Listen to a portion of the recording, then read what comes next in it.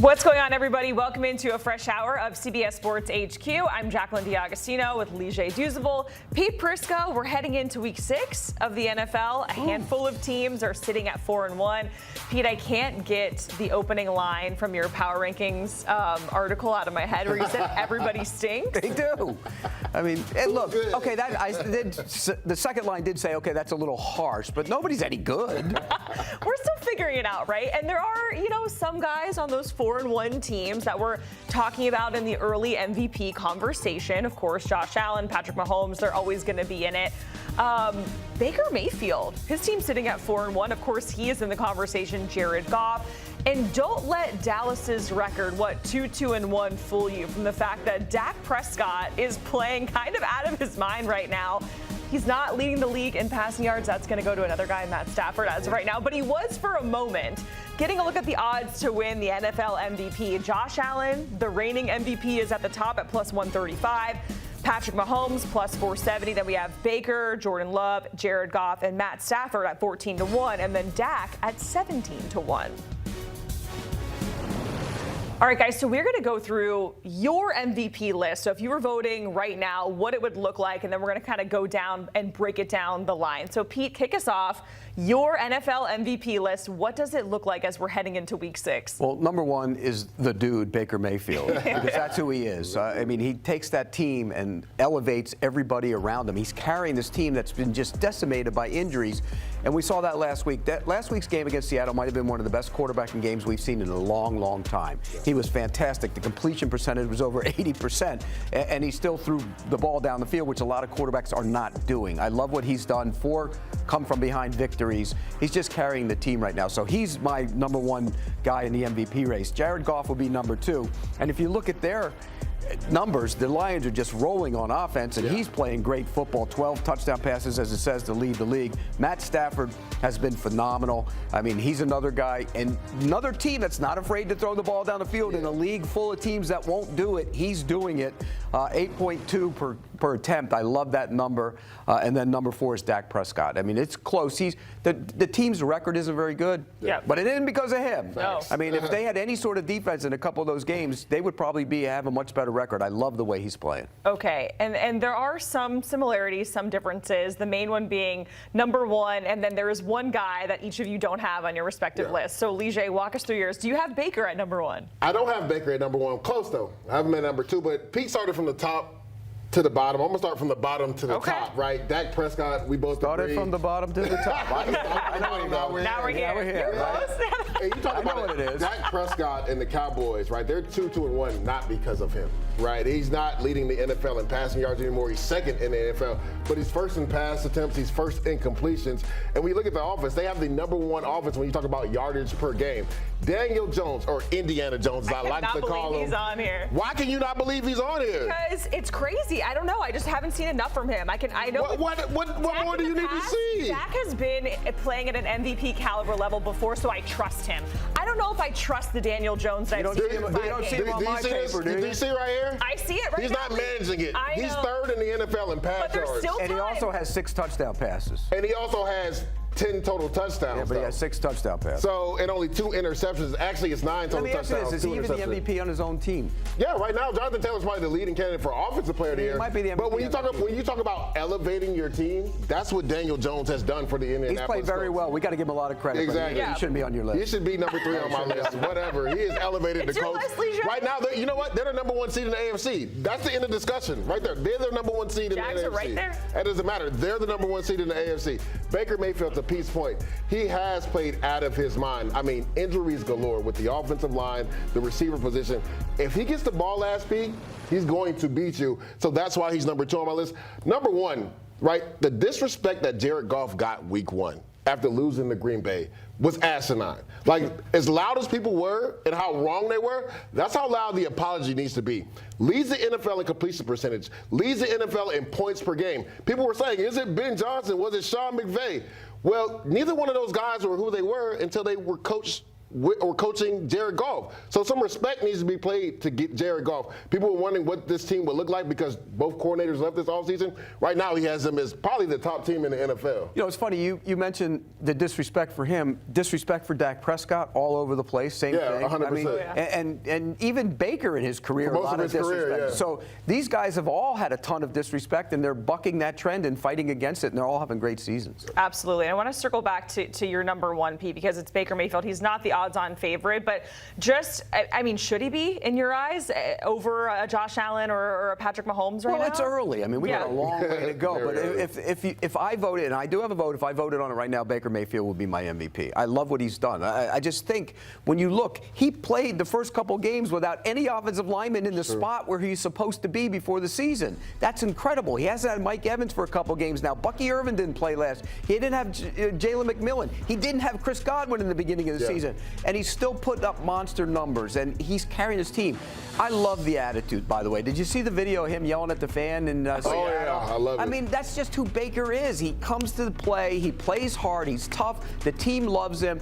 And you know, they like Tom Brady. They really did. They love Baker Mayfield. He's one of the guys. Yeah, that's exactly who he is. Yeah. And he welcomes guys in. I mean, so yeah, I think he would be, right now, if I had the vote, and I do have a vote, he would be my MVP. And the reason why I have Jared Goff a little bit ahead of Baker Mayfield, and it's not by much. Yeah. And when you look at it, Pete talked about it, it's early in the season. But when you look at over the span of the season, that first game for Baker was a little shaky, right? And even the Eagles game, right? The big throw down the field to Emeka Egbuka, that should have been actually intercepted. And then the Bucky Irvin pass, that was more of a scramble drill. So he kind of struggled in that Eagles game. Well, when you look at the totality of what Jared Goff has, even week one versus Green Bay, he played well. They just couldn't run the football. That's how they lost that game. The only suspect game he's kind of had is versus the Cleveland Browns defense, who's made every quarterback look suspect he didn't look this very year. good in that game. But that's the only game. When you look at every other game, he's played out of his mind. So that's why I have him just a hair above Baker Mayfield. It's very close. It's close. Yeah, so Pete, you have Baker, Leger, you have Jared Goff, and again, the margin for error is really, really slim right now. I want to go back to Danny Dimes being on your list, and I know I was airing out my grievances, but Pete, why do you disagree, and why do you not have Daniel Jones? Because I think Jonathan Taylor might be the MVP of the team. That's why. And I'm not serious. I'm serious. He might be. I mean, what he's doing in the passing game, what he's doing amazing, running the football, for sure. He might be the MVP of that team. So how can you make the quarterback the MVP of the league? That's why. Plus, he only has 6 touchdown passes. Look, the number he has 9 total. See, this is why I love the field goal post gets moved because last year we talked about Josh Allen and the rushing touchdowns. So now we're not going to talk about. I don't ever. By the way, I never. You were the one that said it. You brought it up. I never give quarterbacks credit for rushing touchdowns. I just don't. We were on set with Jamie and you brought it up, and he even checked you on it because you're like, you said the same thing about Lamar the year before. You're like, I don't count rushing touchdowns. But last year with Josh Allen, it counted. No, I counted him because he beat him. Why don't you count them? Why is it not important? Because I think half the time they're accidents, okay? Like Trevor Lawrence's touchdown the other day was an accident. But Daniel Jones have not been accidents. They've been quarterback run plays where he's gotten to the end zone. The game is supposed to be quarterback throw football, not quarterback run football. He's third in the NFL in pass yards. Huh? He's third in the NFL in pass yards. He has 6 touchdowns. He has 9 and here's the other thing. touchdowns. Who the hell is he beating? Oh, Denver. My God. Denver it might be a top 5 team in the league. That's the only team he beat, and he shouldn't have beat him. You play who's on your schedule, Pete. Well, I know that. When you look at the Bucs, really besides Seattle, who have they played in the Eagles? So you say they played one more game, one more better opponent? That's it? One more better opponent? Well, they haven't played have they played the dregs of the world? Yes. Really? They played the Jets. Well, okay, that's fine for the Jets, but who else? What are you talking? People were saying Atlanta isn't good. And they should have lost that game. They're not as bad as Tennessee, Miami, are they? Are they as bad as Tennessee, Miami, and the Raiders? But you have to give them credit. They played the Rams. Tennessee, Miami, and the Raiders. And the Colts have played the Rams, and also they played the Broncos. Right, Tennessee, Miami, and the Raiders. They had the worst three. They had the worst 3 teams of anybody. It's been about even. I would say this: when you go and watch film, yes, Jonathan Taylor has played out of his mind. But you know this, Pete. When Anthony Richardson was there was only a single high safety because they knew that Anthony Richardson couldn't beat them throwing the football. Well, now that Indiana Jones is at quarterback, you see teams rotate to 2 high because he is beating them down the field. If you go man coverage with Daniel Jones right now, he is eating you alive. So that's why I say he's elevated your team. And that's when they talk about MVP, right? The guy that can elevate his team. He's done that this year for the Colts. And again, they're the number 1 seed in the AFC. Let me repeat that. The Indianapolis Colts, it's early, but they're the number 1 seed. seed in the AFC right now. Yeah, they've had a very favorable schedule to start the season. They played 2 playoff teams already. Like, and lost to one of them. And they should have won. So Eddie Mitchell, fumble doesn't happen, they don't win that. Okay, the other one they shouldn't have won. So they would still only have 1 loss. They'd be 1-1. Daniel Jones was decisive back when he was on the Giants, and here we are still talking about him in a decisive manner on the Colts. Hey, look, I'm not taking away from him, but he shouldn't be on this list. He should be on this list. So Danny Dimes is on your list. He's not on yours. And you have Matt Stafford, though, Pete. So how impressed are you with Stafford? Because he's, 37, playing at this level. He dealt with a back injury in the offseason, and we were all kind of like, I don't know what it's going to look like. It doesn't look like he's missed a beat. No, it doesn't. And look, he's doing it with an offense that doesn't really go down the field in terms of their speed guys. He got the one big play to Tutu Atwell. He got a couple last week to Tutu Atwell. Is starting to use him, and I think they need to use him. But he makes all the right decisions. He understands the offense. He understands reading coverages, and he can still rip the football. I mean, at his age, he can rip it, and it's fun to watch him play. And I think that's. You talk about an MVP type candidate. I mean, look, he might have an Offensive Player of the Year candidate on his team in Puka Nacua. I was about to bring that up since you were talking. Okay, but he's not the MVP. But by no means is he in the MVP conversation. You got him at number 3 on your list. No, Puka Nacua I'm talking about. Oh, you don't think he can be an MVP category right now for how he's playing? No. And Devontae's playing really well too. And Kyron Williams, You have to put that out there. Matt Stafford's played out of his mind. Yeah. But his supporting cast is one of the best in the NFL. Is that not true on offense? They're pretty good. Pretty Well, good. they don't have any speed. Doesn't matter. Those 2 receivers They're one of the slowest when you talk about teams in the league duos, when you watch them. I would say besides the Bengals, you would have to say that's the second best duo in the NFL at receiver right now. I don't know about that. Who would you put in front of them? They don't run very well. It doesn't matter. Puka Nacua is the best run after catch guy in the league. He's proven that. But again, they don't run very well, and that's always a concern to me. Again, his supporting cast is better than Danny And the Dimes. running game. You think the running back is that good?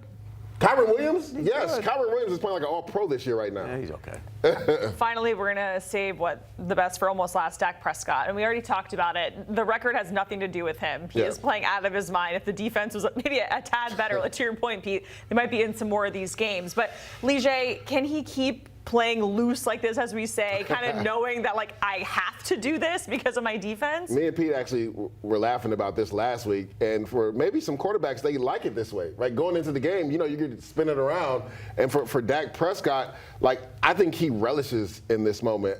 Pete spoke about this last week. He's probably been one of, if not the most underappreciated quarterback over the last decade in the NFL. Oh, yeah. It's he constantly plays well. Going back to that 23 season, people forget, behind Lamar, he was number 2 in the MVP race. A lot of people thought he should have won the MVP that year. And you look at it this year, right? First in completions, first in attempts, second in pass yards. He knows, Pete, going in the game, I have to drop at least 35. Because my defense is giving up bare minimum 30. Now, last week he played the Jets, so we didn't have to worry about their defense giving up 30 a game. And their defense actually had 5 sacks last week. So if Dak gets that, he's like, man, this is cool breeze for me. I only threw for about 220 yards and 4 passing touchdowns. I didn't have to throw for 350 yards.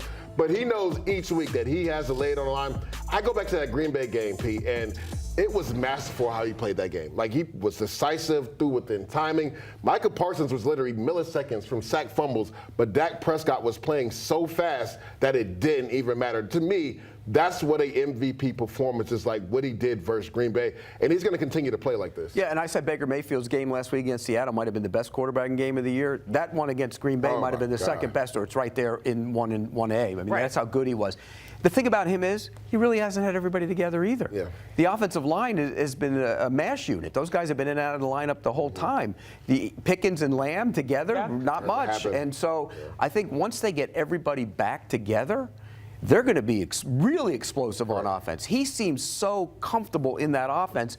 And by the way, let's give props to Schottenheimer for being the coach. Man. People killed him when he got hired. Brian Schottenheimer has been around the NFL for a long time. His daddy was an NFL head coach. He knows how to be a head coach. For everybody that ripped him and ripped the possibility of him getting that offense going with Dak Prescott, that was all misguided. He's a good football coach, and Dak Prescott likes him. To your point, Schotty has done this at a high level at multiple stops. The New York Jets, the Seattle Seahawks. And I think this was the reason why me and Pete people weren't as high on the Cowboys. We thought they could be like a 9, maybe even a 10-win team because of the offense. We knew there was going to be struggles on defense. But when I look at the personnel on offense, and I've seen what Shotty's done in the past, I was like, this offense should be averaging up to 30 points, and they're doing it this year. So to your point, kudos to Shotty, kudos to Dak. Hopefully they can just keep this thing turning and get some guys back because, like you said, last week, 4 of their starting 5 guys were out on the offensive line, and they still no drop-off, right? They could get 3 guys back this week versus Carolina. Yeah, and you know how Cowboys fans are. They want the shiny, glitzy, glammy, like big name, and sometimes you don't necessarily need that. And the defense is playing better, which is good for Dak Prescott in offense. James Houston is starting to come alive in the pass rush game.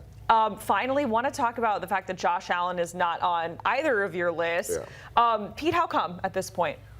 I don't think we've seen the best of Josh Allen this year. For some reason, the deep balls aren't getting thrown, and I think they need to start doing more of that. I think, like Trevor Lawrence, when he plays loose and free, I think he's better. And I think they need to start letting him go. And you think he turns the ball over. Facts. He did it last week. Yeah, well, he wasn't loose and free. They were putting him in obvious passing situations, and I think you can't do that. And he doesn't have a great receiving group. And all offseason, what did we say? We said, okay, they'll be able to manufacture guys getting open. And Kincaid gets open. They have nothing down the field. They have 1 completion, I think, over 20 air yards this season. That can't happen. They need to get the ball down the field. And once they do, by the way, this is a great week for that to start. At Atlanta, I think they'll be able to have success throwing the football down the field. Yeah, I think they've actually, the Bills have been a byproduct of who they played. You were talking about who the Colts have played. Who have the Bills played? Like their schedule has been, and I think they've played down the competition. And I think that kind of bit them last week versus the New England Patriots. I was talking to Pete about James Cook this offseason. I was like, Pete, they got to be careful with this situation because he's so paramount to what they do on offense. And Sunday proved that they couldn't get the run game going. And you talked about it. They put Josh in obvious passing situations versus a really good secondary versus New England, and they struggled in that scenario. So it'll be interesting, right, to see if Joe Brady can get him going versus the Atlanta Falcons. One thing the Atlanta Falcons have done a better job this year is making sure they have subsequent pass rushers. They can actually get after the quarterback. That was always their bugaboo. So that's a big Monday night game. It's hard to do it against him, though, because he can get out. And the coverage on the back end isn't great. That's the thing, right? So this is a big game, right? Because the Falcons are coming off a bye. They just beat the Commanders, right? They're trying to keep pace with the Tampa Bay Buccaneers. And if you're the Buffalo Bills, you just lost to New England. You have to worry about them. Their schedule gets a lot lighter. This is a big game for you, so you can keep pace in the AFC East. Allen isn't on this list right now. He will be by midseason. I was going to say, a lot of football left and things could certainly change. Pete Leger, we appreciate it going through their MVP list as it stands right now. There's still a lot of football left to be played. The NFL and CBS slate, it is loaded for you. Coming up here in Week 6, we're going to see Joe Flacco under center for the Bengals, taking on the Packers at 4:25 Eastern Time. You can watch all these matchups on Paramount Plus as well.